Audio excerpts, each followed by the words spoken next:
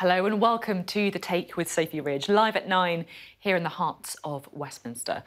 Well, it all got very personal in Prime Minister's questions today. Keir Starmer and Rishi Sunak clashed over whether private schools should have charitable status. The Prime Minister, who went to the prestigious and expensive Winchester College, said the leader of the opposition was attacking the aspiration of people like his parents. Meanwhile, there's no sign of the winter of discontent thawing, with 10,000 ambulance workers going on strike. So, plenty for us to get stuck into as we bring you takes from all sides over the next 60 minutes. He's attacking people like my parents, Mr. Speaker. This is a country that believes in opportunity, not resentment. He doesn't understand that, and that's why he's not fit to lead. Well, that was the PM pretty annoyed about what he says as Labour playing the man and not the ball over private schools. But for Keir Starmer, it's fair game. Every week, he hands out cash to those that don't need it. Every week, he gets pushed around, and every week, he gets weaker. Well, I wonder what voters will make of the debate about private education and if where the Prime Minister went to school matters. We are going to be finding out who better to ask than the most important people, you at home. We'll see what our viewers panel make of that PM cues. You can see them there, everyone. Hello, we'll talk to you a bit later on in the programme. We'll also have some top guests for you, including the Tech and Digital Economy Minister, Paul Scully, Labour's Shadow Work and Pensions Secretary, Jonathan Ashworth, and we'll be talking to the chair of the Women and Equalities Committee, Caroline Nokes. Lots to talk to her about and much more besides on The Take.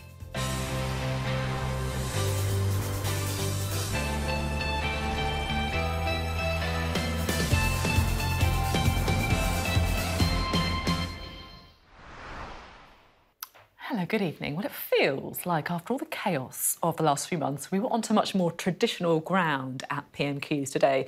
Labour attacking the privilege of private schools and a Conservative PM defending aspiration. Is politics back to normal? Well, maybe that's a bit far. So let's crack on, shall we? We are going to start with the best bits of the week so far. China's ambassador to the UK has been summoned to the Foreign Office over the arrest and alleged beating of a BBC journalist who was covering the COVID protests in Shanghai. White pieces of paper that's becoming a real symbol of the protests here. It's hard to express just how incredibly unusual these scenes are in China. The so-called golden era is over. We recognise China poses a systemic challenge to our values and interests. Now, the Health Secretary says that the possibility of diphtheria spreading in the community is very low following the death of a man who'd been at the Manston Processing Centre in Kent. So from today, no one presenting with symptoms will progress into the asylum accommodation system. Why is the Home Secretary not here? This is supposed to be her top priority. We now start with questions, Prime Minister. If he thinks the route to better education in this country is tax breaks for private schools in the hope they might hand some of that down to state school, that's laughable. Mr. Speaker, whenever he attacks me about where I went to school, he is attacking the hard-working aspiration of millions of people in this country. I said at the beginning, didn't I, that it feels a little bit like we're edging back to politics as usual. And actually watching that montage by our producer, Jared, it does feel like we're actually getting back to talking about some of those bread and butter issues: immigration, education, foreign affairs. Well, a little earlier, I spoke to Paul Scully about some of those things. He's a minister at the Department for Digital Culture, Media and Sport. Today, more than 10,000 ambulance workers have voted to go on strike. They feel that a 4% pay award is just simply not keeping up with inflation. It's a real terms cut. Do you have sympathy with them? Well, clearly we want to make sure that all workers, especially public sector workers that are doing really important work like ambulance workers, get a fair pay settlement, and that's why we've accepted the pay review work that's been done by the pay review body, who've looked at all of the different factors. And it is a challenge. Clearly it's a challenge because I can understand why people can see their prices going up and want their wages to match. We see people in the private sector that are equally as challenged and their wages aren't going up. But we've got to be realistic. We've got to make sure that, first of all, we can afford it in terms of the public sector, the money that's coming out of the Treasury. I think if you looked at the nurses' settlement, for example, it would equate to something like £9 billion on the NHS budget. That's got to come from somewhere. But also you risk stoking inflation as well. At the same time, though, you know, ambulance workers, that's an acutely stressful job. I mean, I can't imagine how difficult it is. We've seen the record waiting times. We've seen the stories about people, you know, being treated in ambulances outside hospitals because they can't get a bed. It's not too much to ask that their pay packet shouldn't be shrinking at this time. No, these are, I say, these are difficult times. That's you know, especially for ambulance workers because of those extra pressures that are on them at the moment in the NHS, and of course at this time of year anyway, regardless of picking up still from COVID. But no, I come back to the point, and it is difficult to think through when you are worrying about paying your bills and worrying about the cost of living and what you're seeing in all the newspapers and across all the broadcasts and everything like that, pressures from everywhere across the world. But the problem is, if you start stoking inflation, then these pressures will last longer. I thought inflation was supposed to be a global challenge. That's what you guys keep telling us. No, you're saying that actually it's all about how much nurses get paid. No, it is because well, look, if you think about the Bank of England has one lever to tackle inflation: interest rates. So it puts interest rates up and down. And so basically, if inflation continues because there is more money coming into the economy, then the bank has one lever to pull: interest rates. So actually, by giving them more money now, what you're finding is their mortgage rates will carry on going up later. And so it's trying to get... It is a real fine balance. But it's unaffordable, that's what you're trying to say. You know, effectively, overall, we've got to make something that is affordable, is proportionate, but is at least as fair as possible. You know, you've just been talking about the financial pressures, about what's affordable and what isn't. Is it affordable for the private schools to continue to be exempt from VAT? Look, I think this is a really... this is a debate that I can understand the politics around it. You know, you saw Keir Starmer talking today about Winchester. Frankly, if you take VAT off private schools now without the thought about how you model behaviour change, you'll see a load of schools close. You'll see people taking their children out of independent schools. It won't be Winchester, Harrow, Eton, those kind of big elite schools that everybody always thinks about. It'll be the middle-of-the-road schools, especially prep schools, and those people will have to go into state education. So what you're doing now, whereas Keir Starmer, again, understandably for political reasons, says, well, we're subsidising them by 20%, well, guess what? You'll be subsidising them by 100% if they actually move into the state sector. I'll be honest, I am struggling to understand this argument fully, right? Because if you're a state school, you have to act within your budget all the time. Inflation has meant sudden changes to state school budgets as well, right? And so what do? They have 30 pupils in a class, they have to axe teaching assistants, they have to scrap music lessons. Surely the same would happen for private schools. Yeah. You would just cut your cloth, you'd make budget savings just like in the state sector. So what you have, that's why I was talking about those middle type schools actually, because what you already have in the independent sector, in parts of the independent sector, when you get outside elite schools, they're already under pressure. A lot of businesses... Because they have 30 kids in the class today? Well, no, what you're finding is that a lot of prep schools, for example, they go up to 13. There is a dwindling market for schools in this country that go up to 13, and so they're all starting to pivot and change. And what you're finding is some schools are failing, some schools are closing already, some schools are being taken over.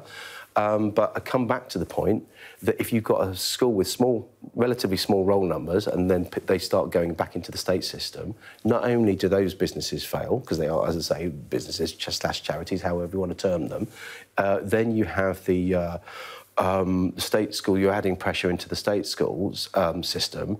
They want to then, they will need to build schools. Where are they going to find the land to build the schools? It'll be the old independent school sites that have just closed down, so you're effectively cross-funding in that way. So you're not going to get an immediate economic benefit. I just want to have a look at a graph that I think shows some of the difference in per pupil funding. So whether it's fees charged in private schools or if it is the things that they get from the government, from the state sector. Now, this is a change in school funding per pupil. You can see the red line, of course, the state schools, the blue line is private schools. And according to the IFS, £6,500 more is spent per pupil in the private sector than the state sector. Are you really saying funding can't be, you know, squeezed in the private sector if you look at this graph? It's quite hard. What I'm saying is that there's unintended consequences. I'm not saying that you can't make any changes, because bearing in mind the VAT changes that you're talking about, my understanding, and I may get this wrong, but I think that although they get the 20%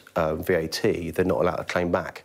So actually, if you remove that from them and they become a pure business rather than a charity, they will be able to claim their VAT back. So you're not going to get quite that gap closed that you think you're going to get. It's all about unintended consequences for me.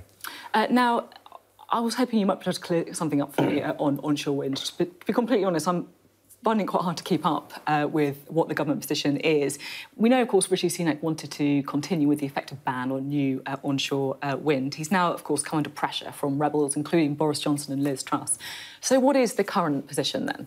Well, I mean, the current position is where the fact that you have to have community buy-in, you have community consent. There has been no change, but clearly this amendment's coming in. There's a lot of people that have. Some people have an overarching view that they want to see more onshore wind, but there are a number of people that have signed that amendment that have constituency issues in particular. And, you know, we're in the middle of a process as ever, whereas, you know, the government will be listening and we'll be talking to those people to see where we can land it. What's your own view? Because, you know, Grant Shapps is sat here saying it's an eyesore, then you get other Conservative MPs who say, look, this is a really cheap way of getting green energy. What's your view? Well, I can see both sides because there's not a lot of call for onshore wind turbines in Sutton and Cheam, so I've not had that direct responsibility in my part of South West London as a constituency MP, to be fair. But if you look at, and I can understand the appeal, but I can also understand the difficulty of living with one of those or the prospect of having an onshore wind turbine. It's important, however we do it, that we take people with us. You know, we're doing great things with offshore wind. I actually gave planning permission, the last things I did as business minister, for Sizewell C, and so I noticed that the government has given the go-ahead for that. It's getting the mix right. That's the key thing. And now there's another story that I wanted to ask you about while I've got you. Prince William's godmother resigned after asking Ngozi Fulani where she really came from at a reception at Buckingham Palace. And when Miss Fulani said that she was British, Lady Susan Hussey said, I can see I'm going to have a challenge getting you to say where you're from. She has stood aside from her job as a result of that. Is it an example of racism? I think there's a lot of casual racism. I say that as someone who's half Burmese, that, you know, there's often this kind of idea that people say, yeah, but where are you really from? You know, that's takes a bit of... Unfortunately, we're still having to educate people. So you think it is an example of casual racism? Well, I think there is this casual sort of approach sometimes, which you have to be careful because, you know, I'm all for free speech, but why on earth would you want to offend someone like that way? And you can understand why she was offended by it? Yeah. Yeah, that makes a lot of sense, definitely. Yeah, I mean, look, as I say, you know, when I was growing up, I was, you know, I don't consider myself particularly dark, but I had a slightly darker skin than some of my friends, and they knew my Burmese background, and, you know, there's a lot of casual racism in that. You see was that at school that you... Yeah. And then and then some of that stuff tends to get written off as, oh, but it's just banter. And then, you know, this instance, it's the first time I've heard about this example that you put in front of me. But, as I say, from everything you've just said, it just sounds like it can easily be swept away as just a casual conversation. But I was just interested. Not really appropriate. Tell me to, you know, go away if you want, but if you wanted to talk a bit about what happened at school, then, you know... No, there's just, you know, for me, it was name-calling. It was children, really, I think, exploring their boundaries. I didn't have a bad time. No. Crikey, there's no way I would ever describe myself as having a, you know, discriminatory childhood. But it was name-calling, it was sort of banter when actually, if I wanted to kick back, and I did every now and again, people realised. So I'm very lucky in that regard. But you can, as you say, from your own experiences, but also just looking at, you know, the world around you, you can understand how someone would react to what, as you say, is casual racism. Yeah, because, look, I think I'm really proud of my Burmese heritage, which is why I do talk about it a lot, and I'm sure, yeah, this lady that is proud of hers. And it's important that you don't counter that. But on the other hand, and I'm glad people are interested in people's heritage, but there's ways and means. And that's not what she was saying. Yeah, exactly. There's ways and means about going about inquiring, shall we say. Thank you very much for being on the show. It's been really interesting to talk to you today. Pleasure. Paul Scully. Well, let's get Labour's take on some of that now, shall we? Because we're joined by the Shadow Work and Pension Secretary, Jonathan Ashworth, who's in the studio for us today. Thanks for coming on the programme. Pleasure. I just want to start with what Paul Scully was saying there. I thought he spoke quite powerfully, actually, about the comments that were made by Prince William's godmother. He said that it was an example of casual racism. Do you think it was? Yeah, I think it is. And I just pay tribute to Paul. I thought he spoke very bravely about his own personal experiences there. And that can be very difficult to speak about one's personal experiences. I think it is an example of casual racism, and I think, as I understand, I only saw the news breaking tonight. As I understand it, Palace have moved this individual on, quite rightly so.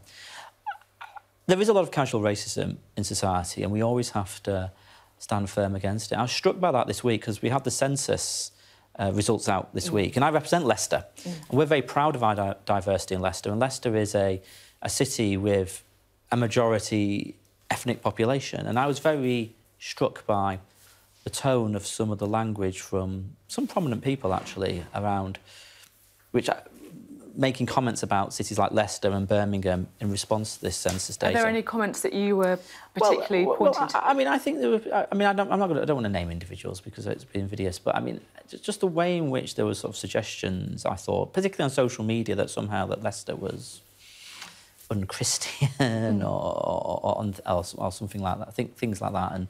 And I'm immensely proud of the rich diversity of a city like Leicester.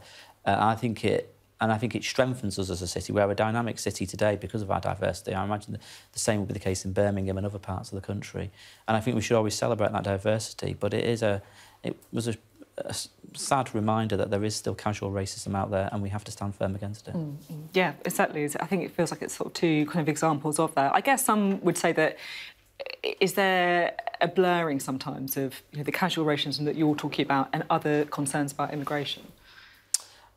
Look, I mean, people will always have legitimate concerns about immigration because they'll always have legitimate concerns about, economic circumstances and whether the economy is growing sufficiently in order to ensure good, decent, well-paying jobs for everybody. So it's understandable that people will have concerns about immigration, and that's why you've got to have an immigration system which responds to your economic needs, which is why we've said we need a points-based system.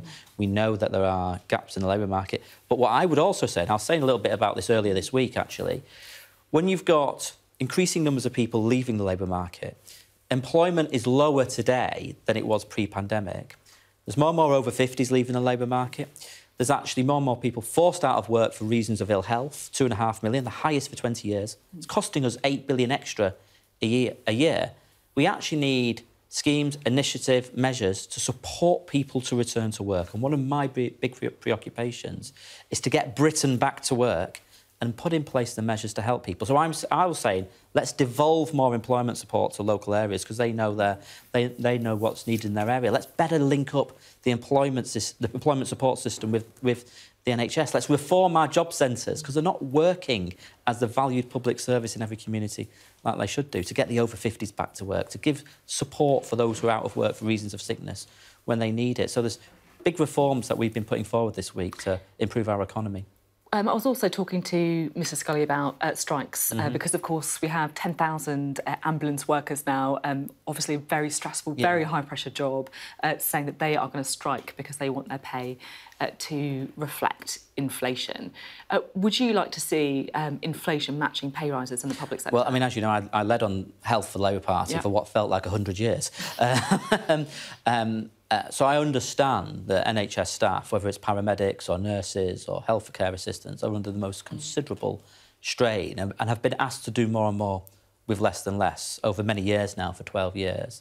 And they face very tight pay packets, wage squeezes for many years. I think the trade unions who represent the health workers will need to negotiate, and that's why it's incumbent upon the Health Secretary not just to say, oh, my door is open, but to actually say, right, let's get round a table, let's see if we can hammer out a deal. Because it's not just about pay, it's also about rota gaps, it's also about safe staffing. My question was about pay, though, right? My question was, do you think that workers in the NHS should get inflation-matching pay rises? Well, they should get a fair pay settlement. Well, what does that mean? I mean, everyone would say they should get a fair... But what is a fair... Is it matching inflation? But let me give you an example here. The government will have modelling of what is affordable. Now, the government ministers say, no, it's not affordable, it's not affordable. But they're not giving you the full picture because they're not taking into account how many NHS staff are claiming universal credit to top up their wages. Low-paid NHS staff will be getting universal credit. So even though, on the one hand, the government will be saying, we can't give you a pay rise, but on the other hand, they're just topping up their wages with universal credit. The taxpayer is still paying. So It's not a cop-out. The government will have access to all that modelling. You say it's not a cop-out, but I am really unclear. And I think most people would be quite unclear listening to you as well. Because you know, in a negotiation, it's not helpful for a politician who hasn't got access to all that dynamic modelling to just pick a number out of thin air and say it should be X or it should be Y. The government know what is affordable. They'll also know what their modelling is for what they will get back in tax, because obviously nurses and paramedics will be paying national insurance and income tax. And they'll also have modelling for how many are claiming universal credit. All those factors need to be taken into account. One thing that would help make things more affordable is raising the state pension age. Mel Stride, your opposite number at the Department for Work and Pensions, said that there's a review into the state retirement age, considering the cost to taxpayers and intergenerational fairness, as well as life expectancy. What's your view on raising the retirement age? Well, we always have reviews every so often. They're periodic, and that's always been the case throughout the recent history of the state of pension age. And when these periodic reviews have looked at the evidence, and they are usually independent reviews, when they've made independent recommendations, we have gone along with that. But there has to be the review has to be allowed to take place, and politicians shouldn't preempt it. It's also now got to take into account things like life expectancy, because the assumption has been that life expectancy would improve. And indeed, life expectancy has improved since the war, but life expectancy has begun to stall. But that's why we have an independent review process, and we'll see what that independent review process reports upon. We shouldn't be politicising that independent review process, because the public finances are in such a mess because of 12 years of lacklustre growth and the recent disastrous budget of, what, 2 months ago now, which crashed the economy. It has to be a proper process. OK, thank you very much for being on the programme. Good to talk. Good to have you in the studio. Indeed, I love being in the studio. On the street. It's always a treat. Thank you. Well, a little later on the programme, we're going to be speaking to the chair of the Women and Equalities Committee, Caroline Nokes. But first, let's try and work out what we've learned so far, shall we? We can talk to our deputy political editor, Sam Coates. Good to have you with us. What stood out to you from the interviews so far? Well, I think, first of all, I want to pay tribute to Jonathan Ashworth, who's just getting up from his seat behind me, for talking down the clock on the multiple occasions that you asked him whether or not to give a public sector, that Labour would give a public sector pay rise. He's laughing. I can see him just laughing and eyeballing Sam as he's leaving the studio. It was a tremendous effort, but the truth is that essentially the Labour Party are never going to say, at the moment, they've decided they are never going to say, yes, we will give inflation-matching pay rises to public sector pay. And there's a very clear reason for that, because they think that they want to prove to the public that they can be safe stewards of the public finances, and that the public would judge that that wasn't something necessarily 10, 11, 12, 17% in some cases, it is affordable when that runs ahead of private sector pay. Moreover, though, the thing that really struck me was listening to Paul Scully, the Conservative minister's interview with you, just how much of that was essentially a discussion on opposition territory, whether it was the opposition Labour Party claims about private school, whether it was internal opposition about wind farms. Rishi Sunak needs to get back on the front foot. He's not that long in the job. The private school debate in particular, I have to say, strikes me as, I mean, this is such fertile ground for Labour, right? It just feels like this is exactly the kind of place, you can see Rishi Sunak there at Prime Minister's Questions, almost walking into the trap. Rishi Sunak has a view that he is on the side of right for his voters, and he is unashamed of the position that he took. Sky revealed earlier this year he is a personal donor to Winchester College. Thousands of pounds of his own money goes to subsidise low-income students who end up there. He believes in this. The polling suggests that Labour actually are onto something by pushing this, and campaigns like the one in the Daily Mail don't necessarily achieve the ends, I think, that they might appear to try and... I'd be really interested, actually, to get the views of the viewers panel on private schools, just to see what they make of it all. Just quickly as well, Sam, we were talking there about Jonathan Reynolds sidestepping the question. Is that good tactics for an opposition that is so far ahead in the polls? I don't think what Jonathan Ashworth was saying was memorable. That's the point. They don't want you to really think about what they're saying about public sector pay. It's essentially the same as the Conservatives. About migration, they're aping the language of the Conservatives. On issues where the main parties say similar things, the media, the public don't find division, and therefore they often gloss over. So actually, I think it can work as a tactic. OK. Always good to talk. We'll talk a bit later to Sam on the programme later, because he has a swingometer that he's going to preview. It could all go disastrously wrong, so it's definitely worth sticking around to find out. I'm sure it won't, Sam. We're joined now by the Conservative MP and Chair of the Women and Equalities Committee, Caroline Nokes. Lovely to have you on the programme. Hello. There's so much that we could talk about, but it feels like we should start with the conference that was on this week, the international conference, full of lots of really inspirational speakers about violence against women and girls in conflict. There's been a lot of talk about wartime rape in particular. You know, how much of an issue is it, and do you think things are getting better? Oh, no, I don't think things are getting better, and I really wish they were. I think the steps that we've seen from 50 countries coming together at the beginning of this week, with the UK leading the way on the declaration, I think that's progress. But what we really need to see is a cultural approach where we would all recognise that rape, sexual assault, violence against women and girls as part of conflict is absolutely abhorrent. What we also need to make sure is that Russian soldiers, for example, in Ukraine are respecting that, but across the whole globe. And I think back to when William Hague was Foreign Secretary and really was leading the way on discussing rape as a weapon of war. And it just feels like globally, we've made too little progress. So I really welcome the money that's going to go in. We've seen, I think, £12.5 million committed by the UK government, $10 million from the US. But we need to have a cultural approach to supporting survivors, justice measures, making sure that evidence is collected both effectively and ethically. And I've seen all that in the declaration this week, but I think we've still got a long way to go. Yeah, Angelina Jolie described this week the lack of action by governments to support survivors as deeply painful and frustrating. I mean, we would all agree with these assessments, but I guess just listening to you talking about, you know, the actions of individual Russian soldiers, for example, it's so difficult, isn't it, to do anything about what is effectively the actions of individuals?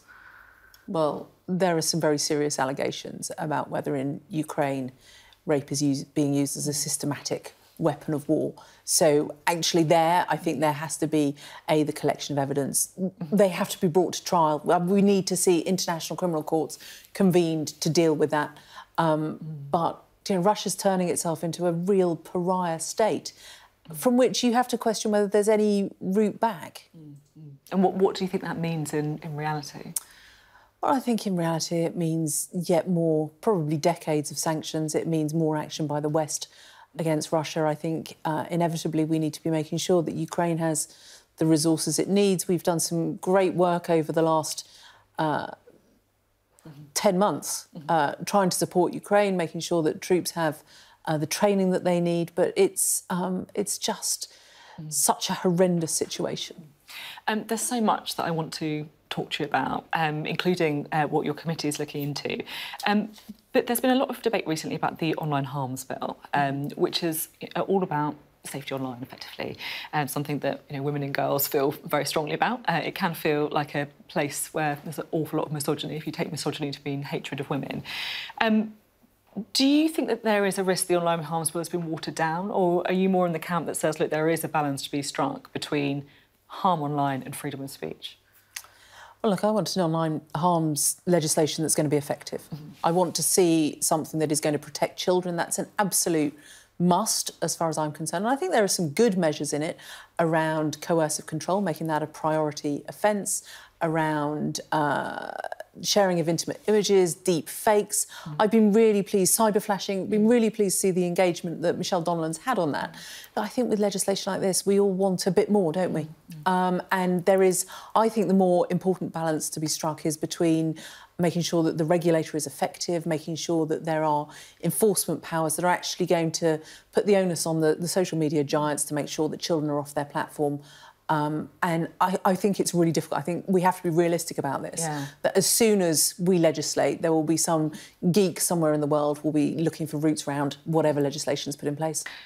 You've also been looking at sexism in football in your committee. It feels something that we should be talking about right now with the World Cup. What have you been looking at? Oh, look, we had some really startling evidence, I think it was a fortnight ago, from Fern Whelan and Susie Rack, who is a very prominent sports journalist, talking about the blatant misogyny that they'd faced, the contrast between comments that they would make when reporting on matches, and a male commentator would make exactly the same comment and get no abuse. I think Susie Rack gave us a beautiful demonstration of some of the abuse that she's faced, you know, and some of those typical sexist tropes of get back to the kitchen, love, but actually far more insidious, vile threats and commentary against them. And I think we've got some brilliant examples, haven't we? The England women's team winning the Euros, well. Jill Scott winning I'm a Celebrity. And these are women who are real trailblazers and have set the standard. And I think one of the really fascinating things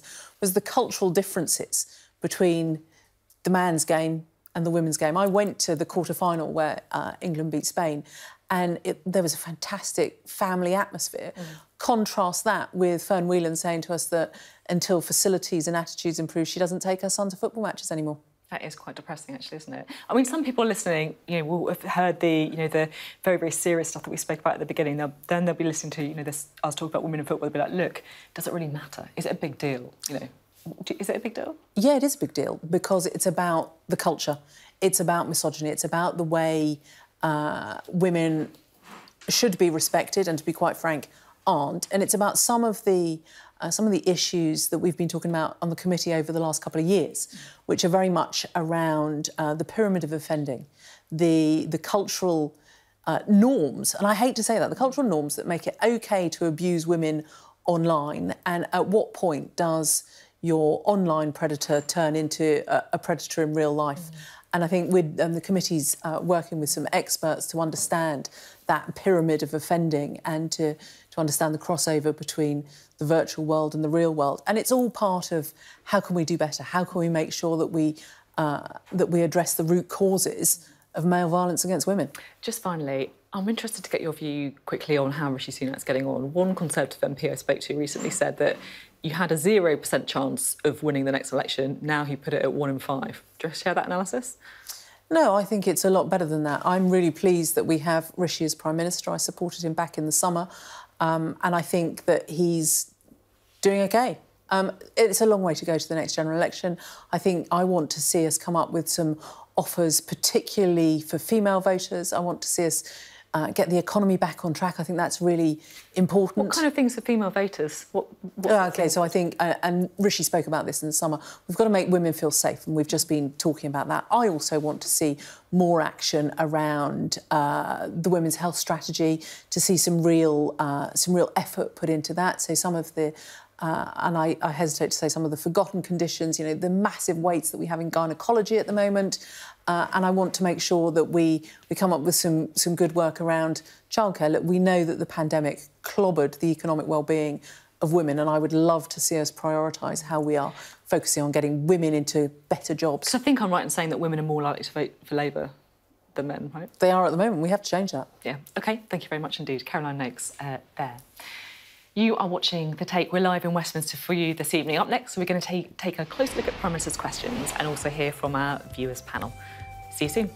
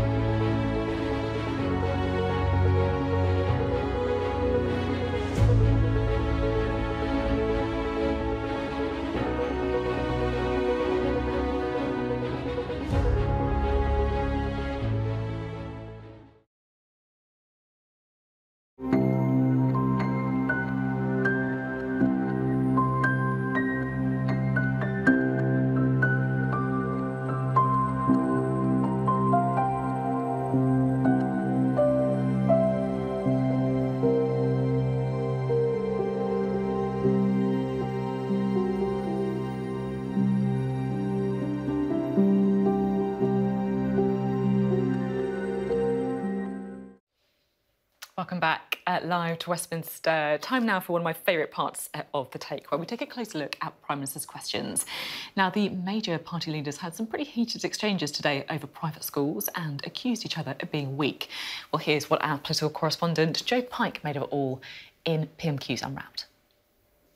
Labour seems to have resurrected its pre-1997 twin-track approach to formulating policy. Firstly, shutting down historically tricky areas for the party, immigration, defence, bits of economic policy, by making sure there is very little difference between them and the Conservatives, and then, at the same time, honing in on key issues where there is a clear contrast, like getting rid of tax breaks on private schools. And when Sir Keir Starmer raised this today, he made reference to Rishi Sunak's own elite education. Winchester College has a rowing club, a rifle club, an extensive art collection. They charge over £45,000 a year in fees. Why did he hand them nearly £6 million of taxpayers' money this year in what his Levelling Up Secretary calls egregious state support? Now, that was a nod to Michael Gove's backing for this very policy just 5 years ago. If he thinks the route to better education in this country is tax breaks for private schools in the hope they might hand some of that down to state school, that's laughable. Trickle-down education is nonsense. Some Conservatives call Labour's policy class war, and the PM argued it's an attack on aspiration. Because we recently announced billions more funding for our schools. We're helping millions of the most disadvantaged children catch up with their lost learning. Whenever he attacks me about where I went to school, he is attacking the hard-working aspiration of millions of people in this country. He's attacking people like my parents, Mr. Speaker. This is a country that believes in opportunity, not resentment.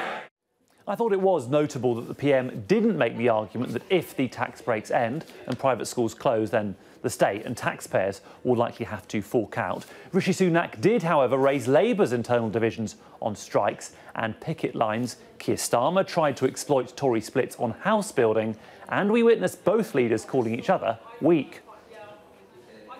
He's too weak to stop dozens of his own MPs joining the picket lines. Every week he gets pushed around, and every week he gets weaker. Elsewhere, the SNP's Ian Blackford attacked both the government and the opposition. And it's an even worse sight watching the leader of the Labour Party desperately trying to out-Brexit the Prime Minister.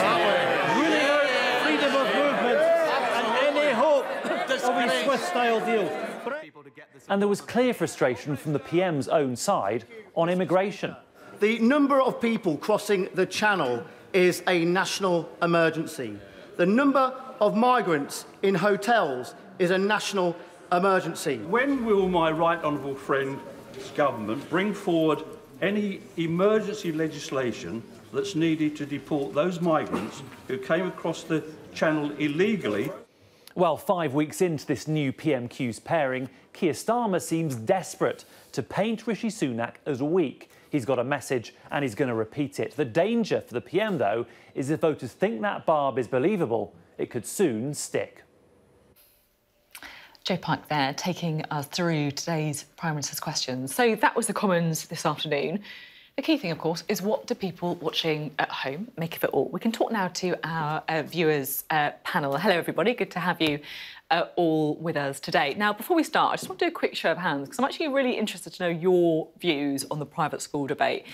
Raise your hands if you think that it's right that private schools have charitable status. So if you think it's right that they have charitable status, put your hand up now. That's 2 of 5. And if you think it's wrong and that they should be stripped of private school with charitable status, put your hand up. 2. So quite finely balanced then. I'm really interested to get people's takes on this, find a bit more about your views. Let's start off with Stella, shall we? Stella Finley, talking to us from Newcastle. Stella, what's your view on private schools and whether or not they should be paying VAT? I think it's a difficult one because I'm not in favour of giving any financial advantage to the wealthy of this country, but I'm not sure that cutting tax breaks to private schools is going to advantage the state system. I think there are a lot of people on middle income who are struggling to put their children through private schools. And I think that if we did withdraw the tax breaks to those schools, that the wealthy would still be able to afford it, but it would be those people on the middle income who would have to take their children out of private schools and probably put them into the state system. And then that puts pressures on the state system. So I think what you win on the one hand, you're going to lose on the other. Already fees for private schools in this country are very high.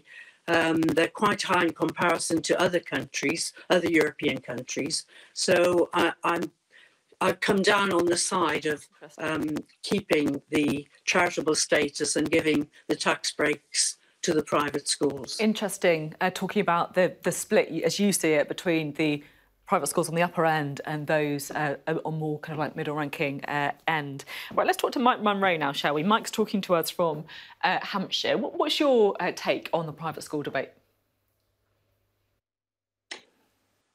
I'm with Michael Gove, who wrote an article some time ago about using the word that Starmer used, egregious. I think they're a business and they should be paying VAT like any other business, or rather, the parents should be paying VAT on the fees, and the VAT relief that the business gets should not be any more than a normal business. Interesting. Mike, then? I put children through private school. Sorry? Sorry, go on. I put children through private school. I wasn't really aware of the fact that there was a 20% tax break there. But if I had have been, I then was a middle earner, I probably still would have put them through it and spent less on presents or something. But I appreciate that a lot of people wouldn't. But that doesn't, you can't get away from it. You are subsidising private education for people. And I believe it would bring in £1.7 billion. That could go straight into either the nurses' pay rise, the state school system, whatever. Interesting. So not against private schools per se, but saying that they should be run as a business rather than a charity. Right, let's bring in Ros now, shall we? Ros, who's talking to us from Haxby in York. What's your take? Do you think private schools should be exempt from VAT? No, they're not charities, they're businesses. And I don't understand why people would want to send their children for private schools for any other reason than social exclusivity, really, because it's perfectly possible to succeed in state schools. I did, all my children have. And I think what parents are paying for is social exclusivity. And I actually think, well, if you want that, don't expect us to give you a tax break for it. And I'm not sure that the social exclusivity is a good thing at all. I think for all children to be in the state sector, mixing with all children is actually a really good thing.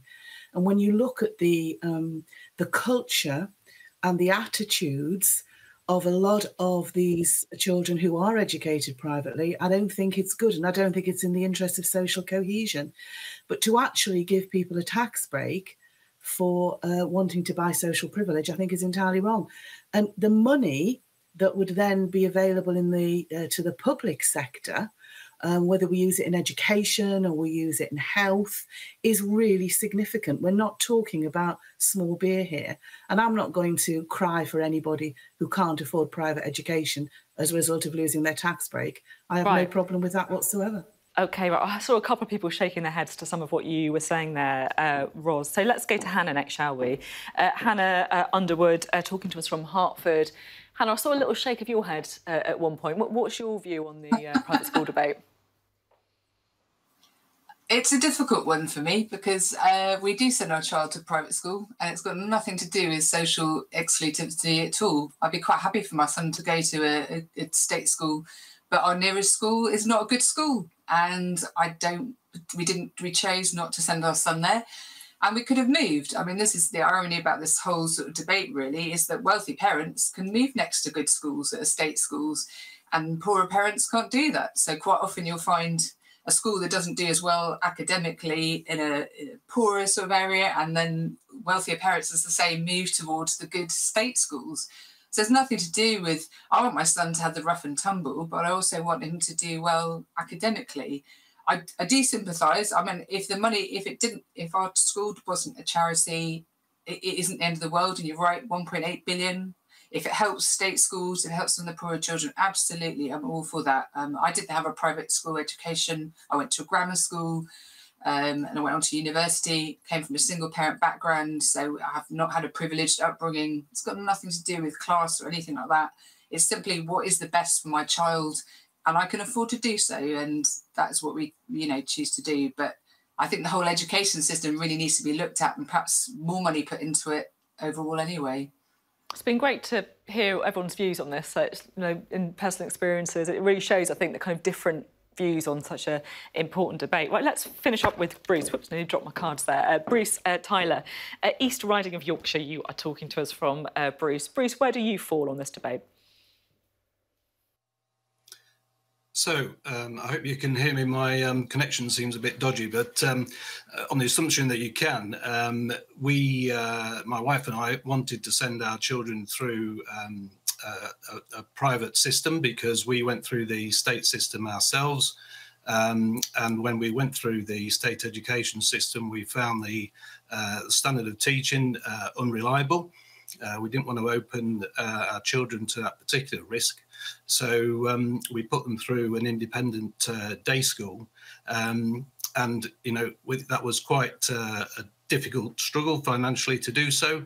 And we know a number of parents who were in our peer group at the time who did find it a real struggle to put their children through a private education system. Now, fast forward 10, 15 years from where we were, I suspect a lot of parents who were trying to do that are finding it extremely difficult at the moment. The proportion of their income that they are having to spend on food and fuel and their mortgage and other kinds of expenditure that have gone up with inflation, these are all taking bigger chunks out of their income. So I do fear that an increase in the price of schooling would actually be the straw that breaks the camel's back. Really interesting. And I think we would see a lot of children coming out of the private sector and having to go back into the public sector. We're out of time now, I can't see that the public sector will be ready for that. It's been really interesting to have all your views, whether it's on the, the rights and wrongs of private schools education, or specifically whether they should get tax breaks as well. Great to talk to you all, as ever. You're watching The Take. We are live here in Westminster. Up next, we're going to be rounding up everything we have just heard and looking at our very new swingometer.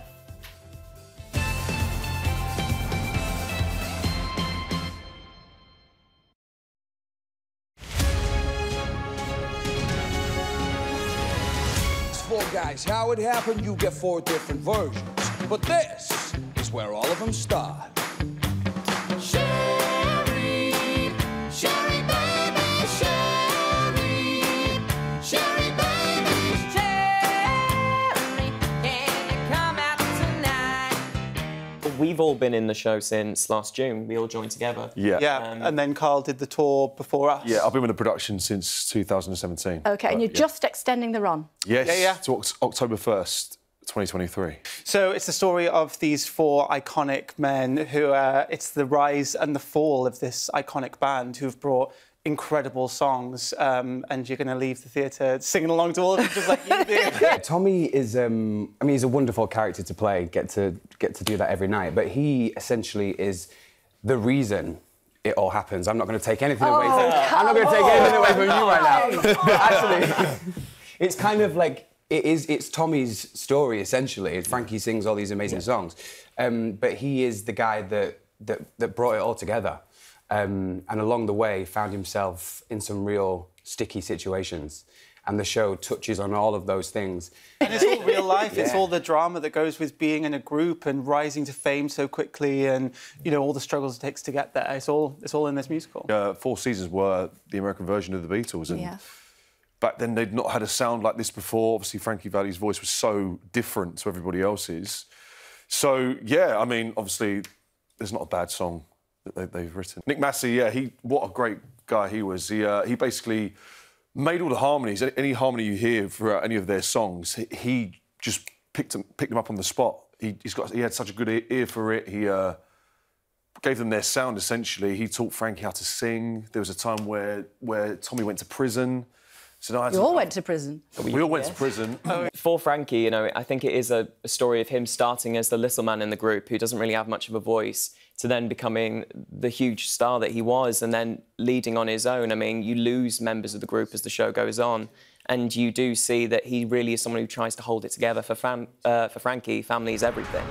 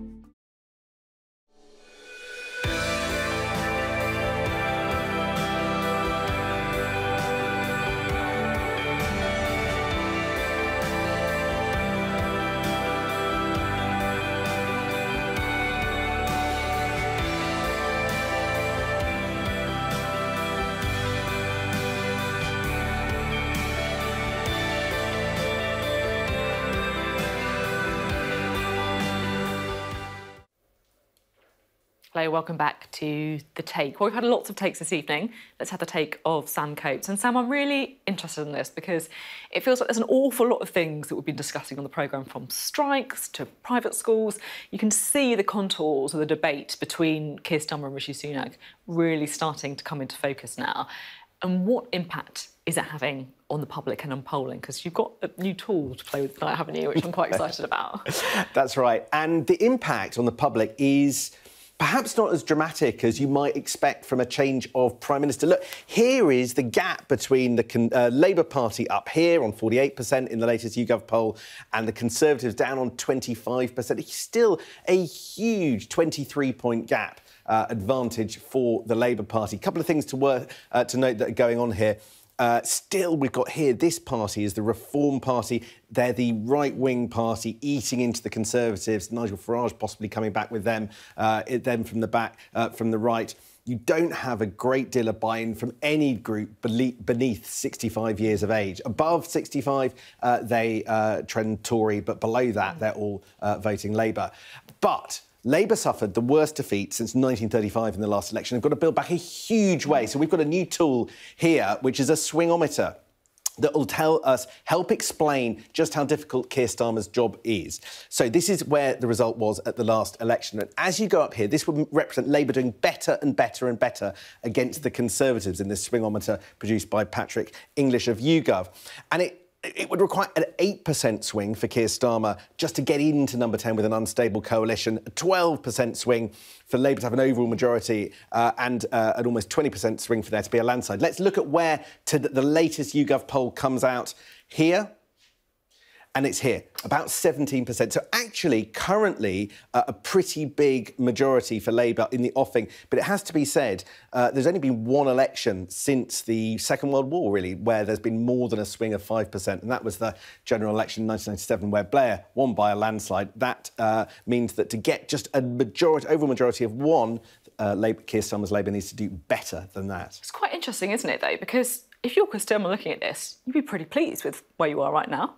Absolutely. And I think that it's remarkable that Rishi Sunak is having no kind of bounce, no kind of honeymoon. Yes, he's personally doing better in some areas like the economy than Keir Starmer, but such a big gap to overturn. It looks really hard, even maybe 2 years out from the election. Fascinating. Great to talk, as always, Sam. Thanks so much for joining us on The Take this week. We're here every week, 9 p.m. on Wednesday nights on Sky News. Next up, it's Sky News at 10.